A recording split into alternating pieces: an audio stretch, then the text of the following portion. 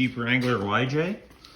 After I got the exhaust, I was pulling the exhaust off and I got caught up here, so I actually had to cut that pipe. So that pipe goes over this track bar. So that track bar goes right from that bracket there, right up to that bracket right there.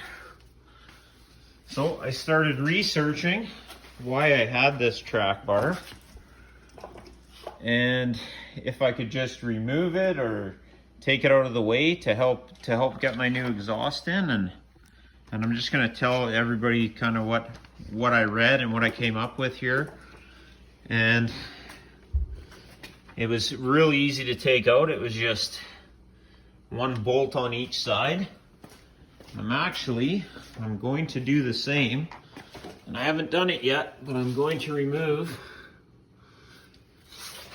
this one right here as well on the front. So one bolt there, and the other one is right over there. So basically, the reason we have these track bars is they're basically there to prevent the axle from shifting from left to right underneath the vehicle. This basically keeps the axle tracking straight and true. They're really good for a coil sprung suspension, as the coils basically bend and flex up and down and in either direction, so it works fluidly. When you put a track bar on a leaf sprung vehicle, you run into some issues, as the leaf springs don't articulate like coils. So the leaves primarily flex up and down. These leaves right here flex up and down.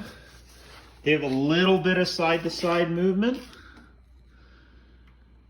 But since the track bar prevents the axle from moving side to side, it can bind up the suspension from the way the leaf springs articulate. That's why I'm going to remove them. Any axle these days that is a leaf sprung vehicle does not even have track bars. So once these have been removed, you will not only see your suspension flex like it should, but it'll also provide a bit smoother of a ride because the leaves can actually flex. So I'm going to go ahead and pull the one off the front. So I'm gonna get in here and break off this front track bar. I have a 19mm socket on my breaker bar and an 18mm on my ratchet. So that'll be right here. I got a 19 and an 18. I'm gonna get it on there, break that loose, and I'll do the same thing right here to the other side and get that front track bar completely out of there. So I got both sides undone. This one was a bit of a pig, but I got her. That one was pretty easy. So now this whole thing slide right out, and get rid of this. I'll probably hold on to it, put it in my spare parts.